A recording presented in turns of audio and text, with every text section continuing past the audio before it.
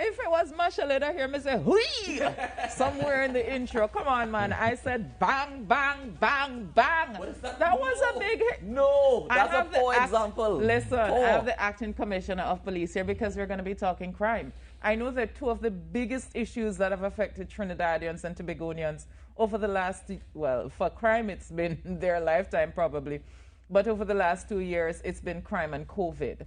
And therefore, we just wanted to start, looking at what the police service, can or will do, some of the gains that they've had, some of the challenges that still exist. Because at the end of the day, I know how important it is for all of us to not only be safe, but to feel safe. So, Acting Commissioner of Police, thank you so much for joining us. Happy New Year and welcome to the Now Morning Show. Well, same to you, Natalie, and the entire team here. It's a pleasure to be here this morning. Yes, and thanks for coming. It's always so nice when you invite guests and they actually show up and answer you, These days, that's becoming a rarity, so I'm so excited to have the Acting Commissioner of Police with me.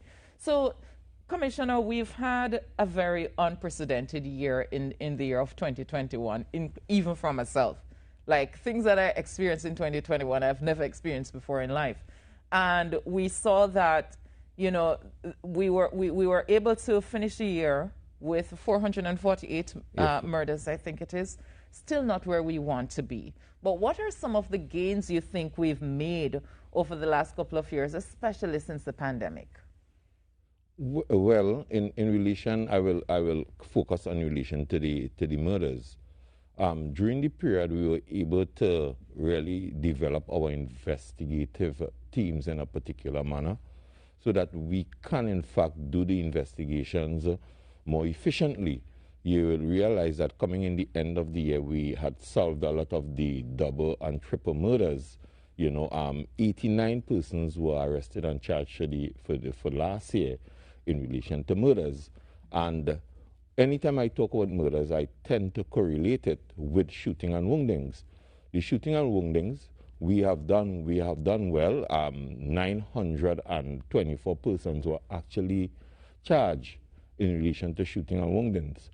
But in the middle of that, we have the issue with firearms, and our recovery of firearms is over 700 for last year, right? And again, several persons again in the 900s were charged for firearm offenses.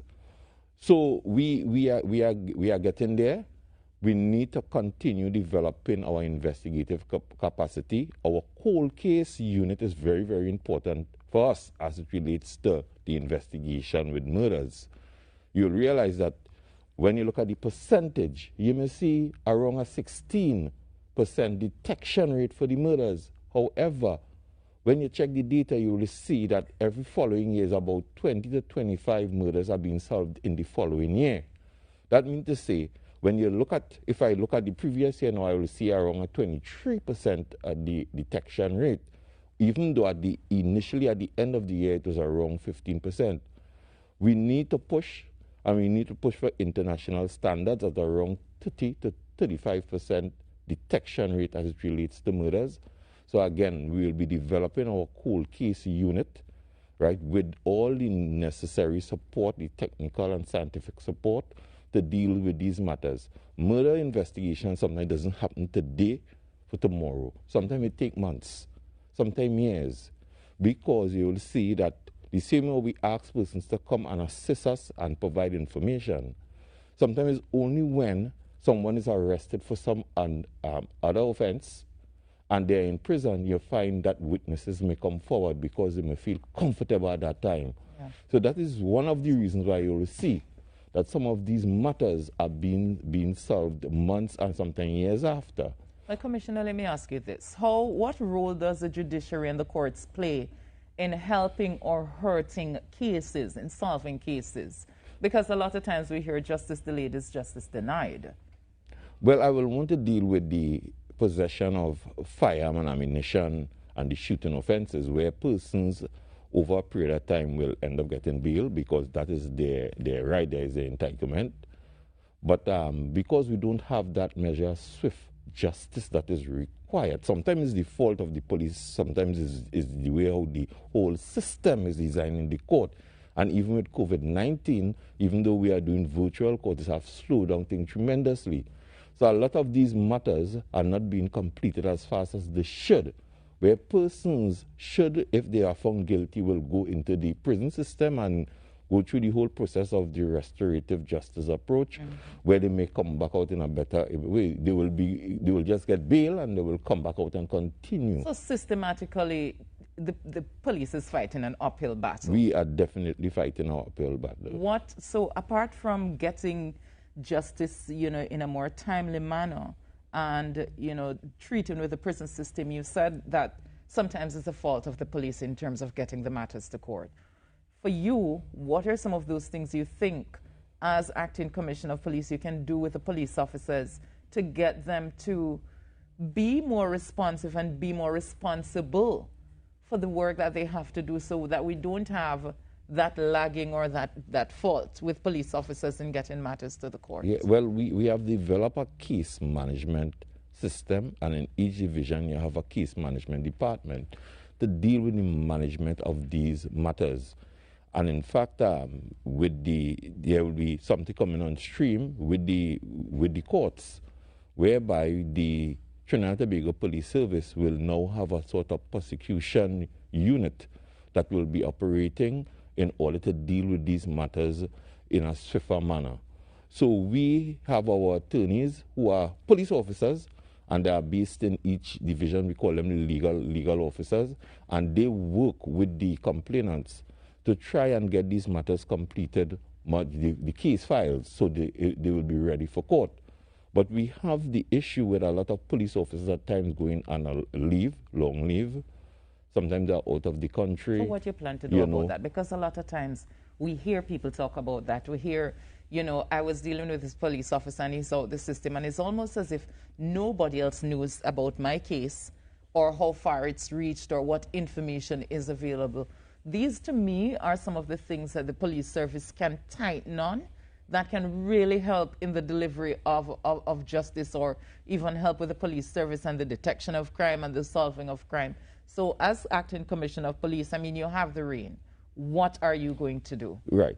This impact directly on some of the recommendations that came out from our manpower audit report. One of the things is missing and we need to implement it more in a rigid manner, is rotation. Rotation of officers in various areas. There are some areas in the police service which is high impact when it comes to investigation, but sometimes you don't want to lose the investigators. But being an investigative unit for a number of years and making several cases, you will find that individual will in fact be affected in his performance. And if we do the rotation aspect, I saw the Metropolitan Police example in how they do the rotation, and do it in a particular way that the officers and them will get an opportunity to complete a lot of the matters and wouldn't be burdened. You will have someone who might be a detective like myself. I was a detective for basically 25 years in my early stage, doing a lot of police investigations and making a lot of cases. And I know how burdensome it is. So we must come up with that plan on how we rotate persons, where there may be some persons which may be in the traffic and highway patrol, might be doing a different type of work which may not be so burdensome as it relates to criminal investigation, but may involve traffic matters. So we need to look at it in that particular way and look to rotate our officers and implement some of the suggestions that were made in our manpower report that will assist us tremendously. Commissioner, tell me something, because I think I'm always curious as to why we always seem to be behind in terms of, performance, in terms of statistics. I keep asking myself, what is it that prevents the Trinidad and Tobago Police Service from being amongst the best? If we're talking about detection, if we're talking about solving crime, if we're talking about, the amount of crimes we have per capita, what is it that keeps us from just being a better police service, period? Well, if we look to compare with ourselves, we can improve tremendously. But the Trinidad and Tobago Police Service is one of the best police institutions within the Caribbean in relation to our advancement.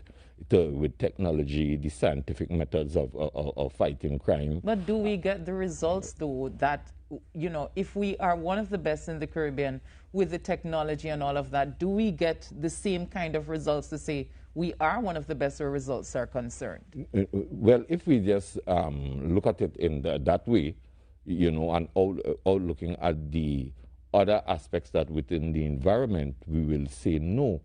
But when you look at where we are located and our challenges that exist, the proliferation of firearms or proximity to Venezuela, the sort of commercial and economic aspect within Trinidad and Tobago and compare to some of the other Caribbean countries, you need to take that in consideration in doing your evaluation concerning the performance of the Trinidad and Tobago Police Service.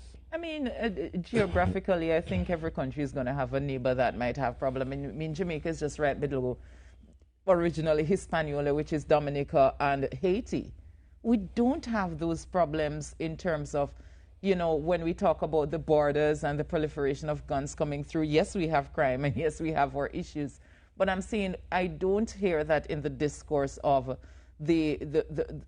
how porous the border is, the porosity of the border. So if I'm to use that example, why are we still having some of the issues that we're having? Because I think, especially with the kind of year that we've had, years, 2020 and 2021, where COVID is concerned, I think people would like to get that release, that kind of security that, you know what, I have to deal with COVID, I don't want to deal with the other two big C's, which is cancer and crime.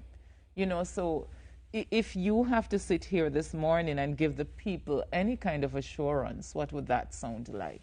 Well, the Trinidad and Tobago Police Service, when we look at things in the way forward, we need to take command of our roadways. We intend that, you know, our traffic and highway patrol will develop into one of the best patrol unit within the Trinidad and Tobago Police Service. We know there is the extension of the various highways and byways, and we intend to ensure that our highway patrol, because most of our crimes are occurring there using the roadways. Persons are leaving one area and entering another area, and we must man it effectively. Our ERP, emergency response, we are also looking at them to give that additional presence within the communities. We want to give the communities the assurance that we are developing a whole patrol policy within the Trinidad and Tobago Police Service so that they will be seeing the police patrolling more regularly, and this will also act as a deterrent for the persons who intend to commit crime. So we intend to take control of the roadways for 2022, and that is one of our main objectives. But we also need to deal with, in fact, the gang situation in Trinidad and Tobago, and to maximize the use of the anti-gang legislation. Even though it is not so powerful as was existing before, there are things that we can do within the police service to maximize the use of it. And our question that we always ask as we maximize the use of it, why it is so easy that young men are deciding to join gangs. And that is where we are. Maybe because the community patrols, maybe because the relationship between the police officers and the community has deteriorated. Because to me, even outside of just targeting gangs, if I live in a community and there's a police presence, I mean, naturally, I think even though there are people who are disrespectful to law enforcement, to me, there's a natural propensity to want to shape up and fix itself, you know, when police are around, because you know that if you offend, then you might be charged. And I think that the breakdown in the relationship at the community level is why it is so easy to join a gang, because who is there to stop you? Yeah, Natalie, I believe it is deeper than that, because these young men are coming from homes, and the socialization process needs to be looked at. Our education system needs to be looked at, even in the aspect of COVID now. we had a whole list of persons who we had to look for to help the Ministry of Education who were not participating in the whole process in schools. So we have that breakdown existing there. We have approximately about 130 police youth clubs throughout all the communities within Trinidad and Tobago. And what we are doing, we are now developing within our community police department young men and young women in the service who will be trained as leaders, as managers. It's not a matter of just having a police youth club, but targeting all the various clubs, whether it's sports clubs, whether it's a dance troupe, whether it's what, within that community, and developing that relationship. And if those young persons have these groups, we will help them in the management and leadership in these various areas so that we can touch more young persons. But we must do it in conjunction with other agencies, other government agencies, because it will be a burdensome task for the police service to do it alone. A lot of times we hear people talk about that you know, the police not running down crime and thief, but they come in to stop a little party, they come in to mash up this little lime. And I know, do you find that it is a burden on police officers to be treating with all of these different things as compared to just focusing on, I guess, what people consider to be hard crime? Yeah. Is it really a burden? Well, that is the challenge that we have. When we are actually evaluating and judge, we are judged on the outcome of the hard crime. Remember, we started off with murders. We talk about shooting and woundings, then we may talk about robberies. We are judged in relation to that. But the work which is difficult to measure, right, it is, they don't look at it, but they still want us to do it. So if we have 130 police youth clubs, and we have 1 or 2 officers assigned to those youth clubs, right, we are seeing the numbers that we are talking about, 260 officers engaged in that sort of work, and that will take away from the amount of patrol persons that you want to have over there. But we recognize that is an important factor. And in modern policing, community police is a part of it. But we want all police officers to really to be community police officers. The patrol officer who is on the foot patrol beat, who is on the mobile patrol, he must also be a community officer in how we interact with the community. And one of the weaknesses in specialization is sometimes when you specialize and you say, these are the community police officers. The other officers may operate like, I'm just a patrol officer. But we need to marry that and let the officers and them know that they have to play the part. Like every police youth group that within a particular area, we ask the divisional commander and the station commander to be part of that group and not looking at that is the community police section. So therefore the rotations, rotations are important. When are you going to be able to start that? We are starting, we already started it in the latter part of last year and we'll be continuing it. Most of the things that we are doing is to enhance what we are doing already. There's a lot of things that we are already implemented, and it's not a matter of starting, but continuing and actually making sure that it works more effectively. Commissioner, I can't miss the opportunity to just talk to you about a little bacchanal with this whole Adrian Schoon thing. We're almost out of time. But do you believe it's the responsibility of the police to not just enforce the law, but also interpret the law? Because there seems to be some discrepancy as to what really happened and if any public health regulations are broken. And that is the reason why we have the DPP, right, the deputy, the director of public prosecution, and they are the persons who will guide us in relation to that aspect, so that when we have a novel law that is existing and we want to get clarity on that law in order to decide whether or not we should charge, right, we will go to the DPP to guide us as an independent body who is looking in. So that is one of the things that even though we have legal officers within the police service, they will engage the DPP to get that sort of advice in the way forward. And Leslie, beg you 3 minutes, please. The former commissioner of police, Gary Griffith, is saying that he sent an investigation to the police service and nobody seems to be taking him on. What is the status of that report that he made, that there might have been some kind of crime committed regarding the choosing of a police officer and, well, subsequently the collapse of the PSC? Well, that matter is under analysis by the special branch, and when they analyze it, they will decide whether or not there is anything in it at all to investigate. And when they decide and then they send that report to me, I will now send it, or if there's anything to investigate, I will send it off to the relevant section to deal with the matter. Well, I can assure you very soon I will get that report. I had various conversations with the head of the special branch, and we will get that, and we'll decide whether or not there is anything at all to investigate. A police officer recently lost his firearm. How does the police service deal with that? Because sometimes really and truly we on the outside looking and we be like, maybe them just really leave that for them bad man friend. Literally, that's how some of us think. What is the process in treating with that when a police officer loses his firearm? Well, that matter is presently under the investigation by the Professional Standards Bureau of the Police Service.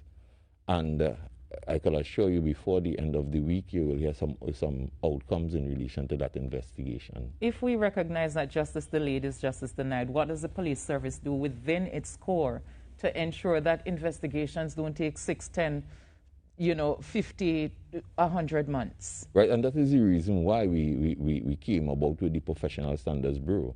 Instead of leaving some of these investigations to the divisions to be dealt with.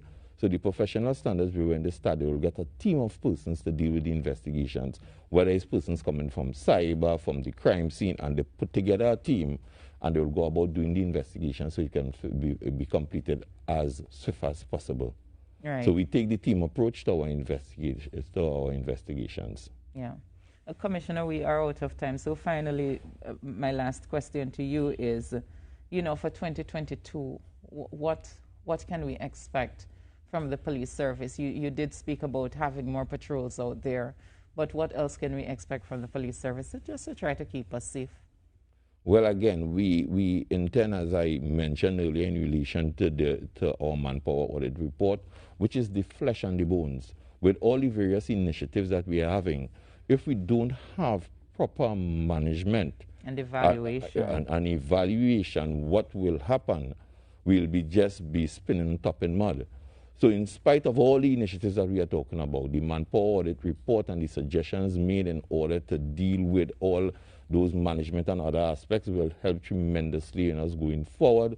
Our investigative arms will be improving tremendously. So the persons who are still bent on committing crime, we can deal with them accordingly. Our DNA is now up and running at our forensic science center. And I mentioned to persons that is like one of the golden bullets to crime fighting. Our ballistics department is also up and running. So I'm looking forward, right, with anticipation in 2022 that we'll be able to deal and reduce the crime situation in Trinidad and Tobago and have more police presence out there to make the population of Trinidad and Tobago feel much safer. So I am also looking forward for 2022. Commissioner, I want to thank you so much for being with us here this morning. And we here at the No Morning Show, the police service has our support. We understand that if we have a police service that's efficient and effective, it also means that our lives are safer. So all the best to the police service for 2022, and we look forward to a good partnership and great things to come, because I really want to be able to open my windows in the nights. Yes, you will be. Yeah. Thank you very much. You're most welcome. Acting Commissioner of Police, DCP McDonald Jacob, speaking to us about just what they plan to do for 2022. Seems as if there are a lot of initiatives, but as he says, if that manpower audit, if we don't have that evaluation and management, you're just spinning top in mud. We're going to take a break, but we have a lot more coming up on the show. Stay with us.